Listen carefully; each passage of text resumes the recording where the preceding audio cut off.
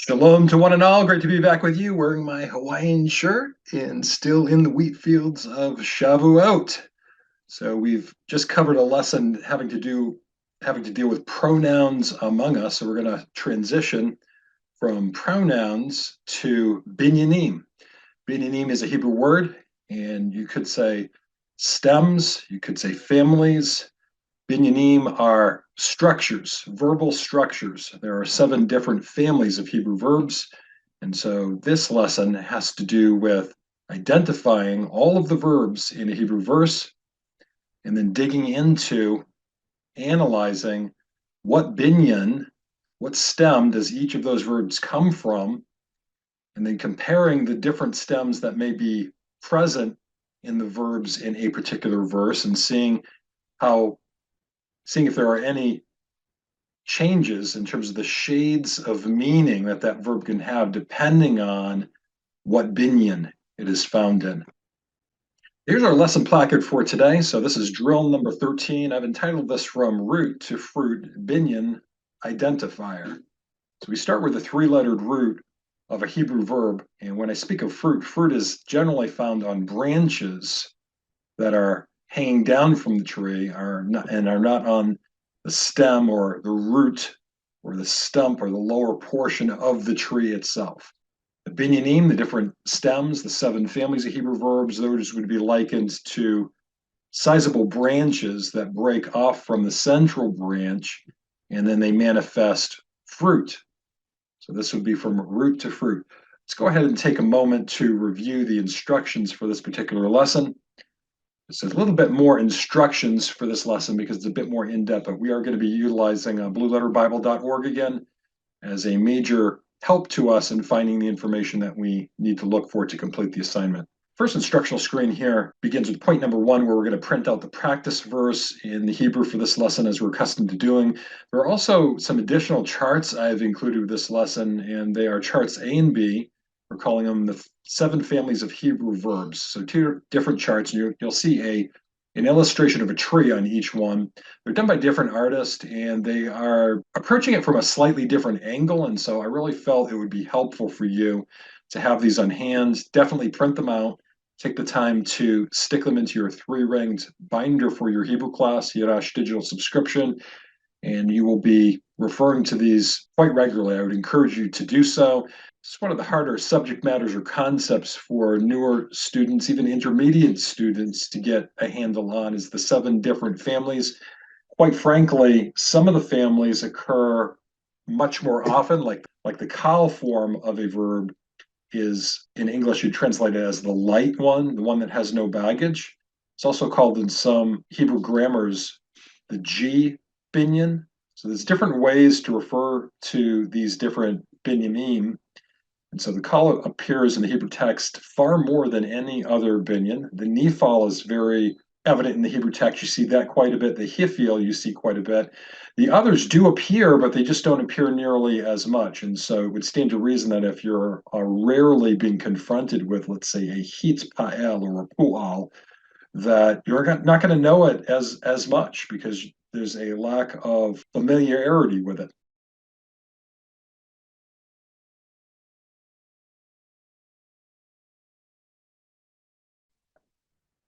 It pretty much comes part and parcel with the study of ancient Hebrew, but it is still challenging just because you're dealing with a lot of words that don't occur very often and a lot of verbal stems that rarely occur. So we're going to focus our attention, of course, on Genesis 12:8, where we have been, and soon we'll be moving on to 12:9. And ultimately, when I apply this drill to a particular Hebrew verse that we will be studying, we're pretty much going to be restricted to whatever binyanim are represented in the verbs that occur in a particular verse. And I really don't have the ability to go beyond that in terms of the purview of this course, or it would be a course that would last for years, and it's not intended to last for years. Third point, we'll open blueletterbible.org, and we will use that to help us identify what are the verbs here. We'll draw a box around every verb that occurs in the verse. Number 4, we're going to take the time to write the name of the stem, the name of the unique binyan that occurs right above the boxed verb. And so that quick look at the page, we'll know exactly what stems, how many we're dealing with, and then beyond that, let's move over to the second page of instructions. At that point, we'll assess how many different binyanim are represented in the verbs that occur in this verse, and we're going to compare the stem, the binyan, of each of these. So we're going to consult chart A and B of the families of Hebrew verbs. We're going to consult blueletterbible.org. That's going to give us some more information and see if we can detect any vowel pattern changes. The different binyanim, they don't occur, like the kal does not generally look like the nifal, does not generally look like the hifil, etc. There's distinguishing characteristics that generally the reader can tell them apart, but not always. Sometimes it's quite challenging. Those distinguishing characteristics may not necessarily be there depending on a number of factors. And I don't have the time to get into the factors now, but just to understand, there should, from time to time, as a general rule, be unique vowel patterns or even letters that are added onto the root of the word that will tip you off that, hey, this is the nifal stem. It's got a prefix nun, this sort of thing. And we're going to check, finally, the outline of biblical usage chart, blueletterbible.org. They have a really helpful tool called the outline of biblical usage chart, and it actually breaks down the definitions of words into the different binyanim. It actually gives you the translations. And so by comparing the English translations, let's say of a call verb, the same verb that appears in nifal or hifil or hipael, it's going to give you the differing English translations. And sometimes there's some definite distinctions, not always though. And so we just need to remain flexible. Sometimes it's a little disappointing. You're like, this is in a much harder binyan that I'm not accustomed to, and I looked into it, and then it really wasn't much different. It's kind of like the same as the basic, the call. And so we do see that, we will see that, but just to be aware that there are many times where there will be differences in shades of meaning. That's where we really will learn a lot, and we want to take note of those situations. So that being said, let's head on into our lesson for today. Here's a picture of the practice verse. I've afforded you a little extra room today between the lines of the Hebrew text so that you can mark it up and write in it without it being too squished. Let's go ahead and take a moment. We're going to go ahead and read this Hebrew pasuk. Let's read together. Vayatek misham hahara mikadem levet el, it's Bethel, vayet ahalo, betel yam ha'ai, it's the city of Ai, kedem, vayiven sham mizbeach ladonai, vayikra b'shem Adonai. Let's do it once more at a much faster pace. I will not be using the annotation tool on this one. Let's read together. V'ya'atek misham hahara mikedem, levetel vayet ahalo, betel miyam v'ha'ai mikedem, vayiven sham mizbeach ladonai vayikra b'shem Adonai. Okay, so there you have it. Give yourself a pattern on the back if you followed me through with that. As we do this more and more, you'll get more accustomed to recognizing things. I realize I did that quite quickly just because this drill is not the reading downhill drill or increased reading speeds drill. And so I'm not going to spend a lot of time on reading, but I want to spend a little bit of time as much as I can on reading, because that is one of the ways that you will improve in your reading is by hearing someone read, listening, and then trying to read along with them. And you may have to even rewind the video on this one and play it again. That's certainly fine. No harm in doing that. No guilt. Let's take a brief look at the different charts that I referenced, the 7 families of Hebrew verbs. I will not spend a lot of time on this just because we cover all of this. We get into the charts in more depth in the 16 essential drills pre-module. And so that would be drill number 13 of the 16 essential drills pre-module. So if you can't really remember much of that material, you actually may want to go back before completing this lesson and play those again for a refresher. That would be a great idea. So chart number A, chart letter A here. So you'll notice on this chart that there's a nice illustration of a tree right here, and you notice the different fruit on the tree, because we are naming this from root to fruit. It shows you fruit that are actually the different Binyanim, 7 different Binyanim. And the one at the bottom called Pa'al, that's how you'd say it in modern Hebrew. In biblical Hebrew, we want to use the word kal, Q-A-L would be how that would be shown in biblical Hebrew grammars. They use kal. Modern Hebrew, they tend to use Pa'al. So you'll notice in the chart to your left, kal is in parentheses, and we really should have done this the other way around, but who knows? Perhaps this was made by someone who was teaching modern Hebrew. I'm not really sure. But I want to draw your attention very briefly to just the different shades of meaning depending on which binyan is used. So same root letter word, but it could mean he cut, he was cut, so it's passive sense. It's the cutting is being done to him. He slashed, so that's a little bit more intensification from he cut. He's wildly swinging and slashing around, so it's intensified. He was slashed, so intensified but passive, it's being done to oneself. And then the hofal would be he was caused to be cut. And it's a bit awkward, but I think you get the general sense. It's causative. So you have causative verbs, then causative active, causative passive, and then finally he pa'el, he slashed himself. It's reflexive and it's also intense. That is about all I'm going to get into on this one. The chart down here, shorish means root, and all of these different binyanim arise from the root, the 3-lettered root of the verb. Next one, and I'm not even going to take the time to unpack this because we did that already. It's chart B, so print yourself out a copy. It just comes from a little bit different perspective and some really helpful tips on the left-hand side of the tree that you'll want to spend some time on.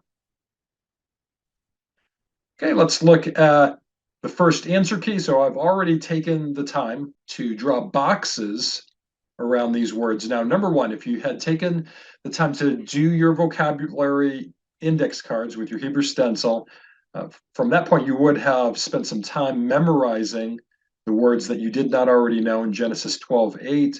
That would lead you, number one, to understand, well, what are the verbs in this verse? And so you should know based on the vocabulary cards. But let's just say that you get busy or you forgot to do it. The world won't end. There's other ways of accessing the material, cheats, hacks, legal cheats. And so I'd like to go ahead and look at some of those today. So I've got that Bible program, free Bible program software open now. Let's go ahead and type in our verse. So Genesis 12:8, hit enter. Comes right up. You hit the tools button, that will give you quick, easy access to the Hebrew. This already has the cannellation marks. So I realize a new Hebrew student, they're not going to know, like, well, what are the verbs? I can hardly, I know some of the consonants, the vowels, and, I don't know a whole lot more than that. How would I find the verb? And so what you do is you would scroll down. So up in this area, it gives you the entire Hebrew verse, but beneath it, in a long column, it actually gives you every single phrase. So you see the phrase in the left, draw a box around that as an example, and he removed. That's obviously a verb in English. So that's one of the ways you can tell.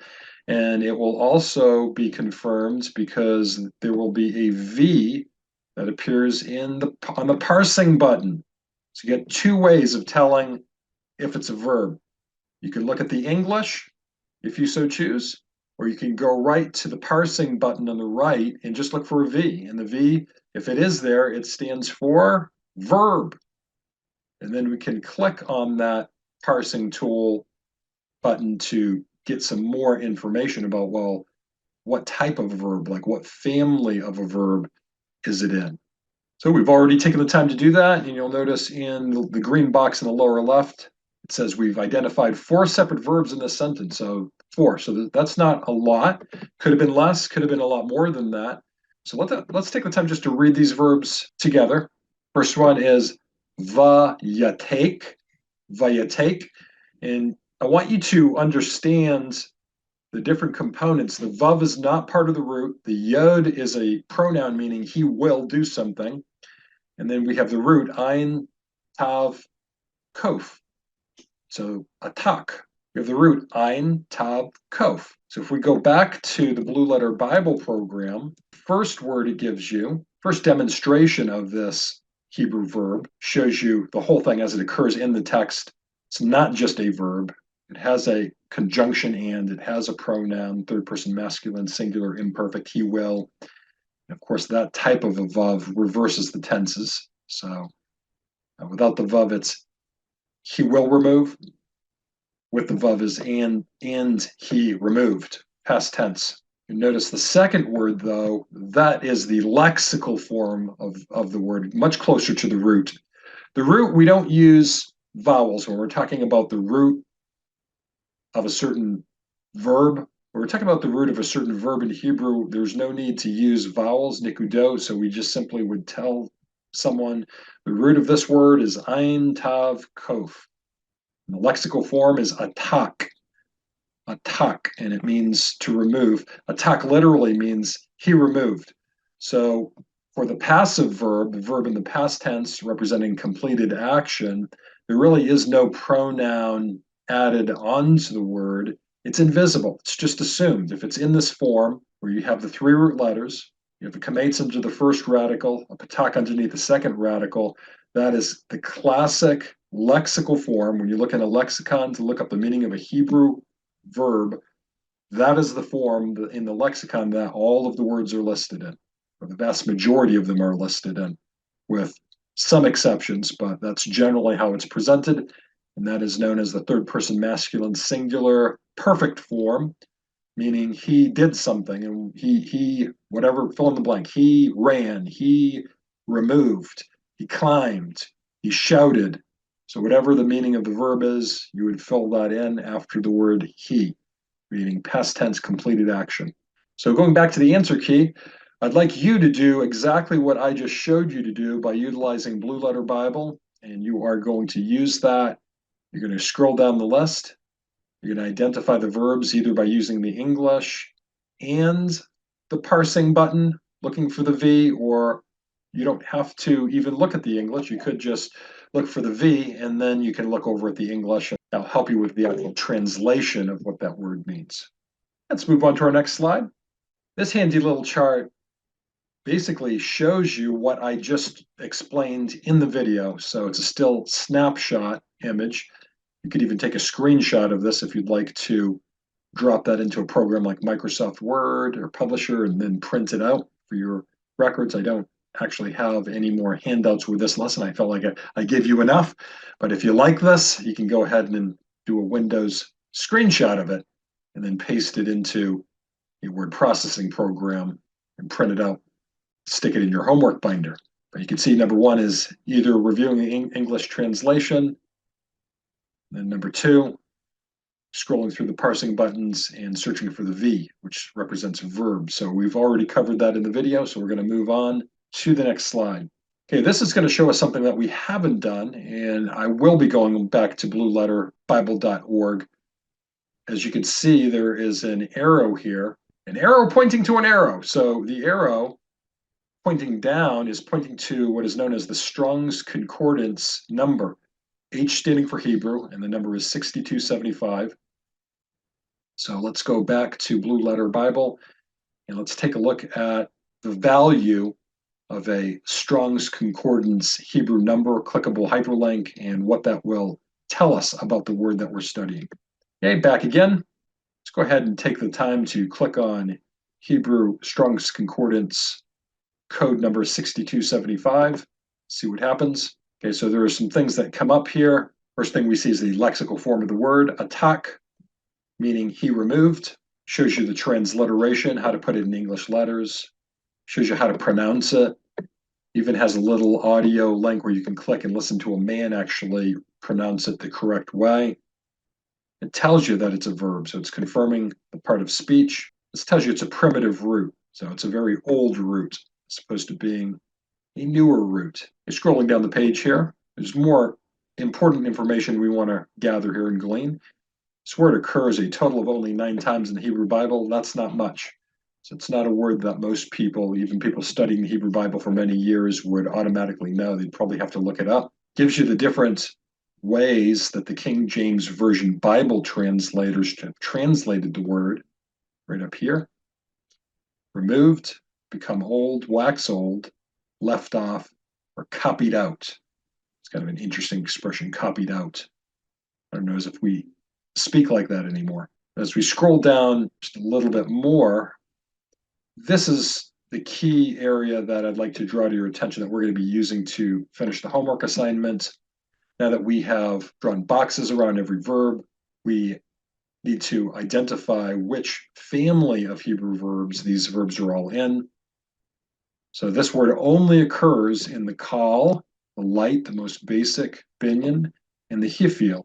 So that makes it really simple. So you're not going to see this particular word in any other stem of the 7 stems. You will not. So it only occurs twice. Now, it could be in ancient times that it was used in more than 2 stems, but it was never recorded in the Bible in terms of Hebrew that's in the Masoretic text of this verbal form being used in any other binyanim than the kal and the hifil. Hifil is causative, cause to do something. And so that gives us some definite information that will be useful. But also, while we're here, let's take a look at the meanings of these words. Is there a difference between the kal and the hifil? Sometimes there is, and sometimes there's quite a bit of difference. Let's compare the two. So the kal says it is translated in the King James Version to move. But we see the same exact definition given under the hifil, to move. It just says to move forward, to proceed, to move on. The second definition under the kal says to advance in years, grow old and weak. And that's used relatively rarely. That's not a primary definition. And then the hifil has to remove or to transcribe. So I'd say in those cases, to remove and transcribe, that is quite different from what we're getting with the kal. But it doesn't necessarily mean that the verse that we're studying right now with the Hebrew verb atak, atake, that it's going to be translated in that verse as to remove or to transcribe. We're going to have to take a look at it and see, and then make some observations based on that. So hopefully that's helpful to you. Let's go ahead and clear the board and jump back to where we were. So that's the first step, clicking on that Strong's Concordance hyperlink. I should say it's the first step in learning more about each of the Hebrew verbs that appear in this pasuk. Here's a snapshot of exactly what we did. We uncovered the outline of biblical usage and spent some time comparing everything, and we won't do that again. Let's jump down to the second answer key. This is the Binyanim identifier, second answer key. So here we've got the verbs, we've got the boxes, we've got the different binyan that this word is occurring in. If we could just take a second to observe what we've come up with, we have one hifil. All of the other 3 are kal, light. So the most basic definitions of the words. And I will not be taking the time to uncover the outline of biblical usage for all 4 of these. I wanted to show you one of them to show you how it's done. And then your homework assignment is going to be to do the rest of them and then to document your work. And it wouldn't be a bad idea also to include a little translation of that word. And it's not wrong it's actually a good idea to take the time to go to a program like Bible Hub. I can't remember if it's .org or .com, but Bible Hub, you can try each one. And by typing in a verse, it will give you about 30 different Bible translations. And it will be very instructive to see how the Bible scholars and the Bible translation committees translated a particular verb in this verse in the different versions of the Bible. And just to make a note, based on what we saw in Strong's, which Bible translator is being more faithful to the fact that this va'atake is in the hifil paradigm, the hifil stem. You see some that are quite literal, like the New American Standard Bible, the New King James Version, the King James Version. These are very literal. ESV, English Standard Version, very literal. Then you get others that are more dynamic equivalent, like the NIV, and you'll see that it's more giving you a thought for thought translation as opposed to a word for word. And so we need not be critical of the thought for thought, just understand that the thought for thought, it was designed to be a thought for thought translation intentionally. And so we can't use a measuring rod, the same rod we would use the standard that's represented in a literal translation and then apply it to the NIV or to some other modern translation that's more a thought for thought, or even like a paraphrase, because it's unfair. It would be what the Torah calls uneven weights and measures. which is a violation of God's law. It is not being fair. A lot of modern day Bible readers and people that study the Bible, but they're not super deep, but they haven't received adequate training in how to properly study the Bible. A lot of these folks, they don't know what I just shared with you. So that's kind of like an insider thing. Let me save you some pitfalls along the way and getting potentially imbalanced and falling into the gutter by trying to judge a Bible translation by the wrong standard and thinking that the Bible translators of a particular version were at the least idiots and at the most they were cooperating with the Antichrist to pervert the pure, anointed, authoritative reading of Holy Scripture. All right, enough on that. I'll get off my soapbox and let us move on to finish the lesson here. Okay, it looks like that is, in fact, our last slide. So I did not take the time to actually give you all of the translations for these 4 different verbs. I will leave that with you. And please include in your translation, if it's got a conjunction, it's going to spell that out in Blue Letter Bible, go ahead and put the word and. If it's got a pronoun, it's going to tell you in blueletterbible.org what the pronoun is. Go ahead and put the pronoun in there. And so this first word, take, it would be translated and he removed. So you'd want to write the English words and he removed somewhere up above or down below the box. And so you'll have a complete homework assignment there. So that is the end of our lesson. Drill number 13, from root to fruit, Binyan identifier for Genesis 12:8. I hope that was instructive for you. It definitely is going to take a little bit of work, but once you get to know the usage, like how to navigate blueletterbible.org, that could easily become your best friend. I use it all the time. It's amazing. It has certain functionalities that I've got a Bible program I've literally spent thousands of dollars on, not hundreds of dollars, and it actually is better than that one in some ways. Not in all ways, but in some ways. And so I think that's great. And these guys probably deserve an offering if it's something that you use a lot and are blessed by that. I think they would be blessed. So I'll put the cap on it. Bless you guys. I look forward to seeing you for the next lesson, which will be drill number 14. And we'll be looking into the premier parsing hack, getting into breaking down words even more than we've done today for much more clearer abilities to translate accurately. Lahitra out. Shalom, shalom. We'll see you in the next lesson. Bye now.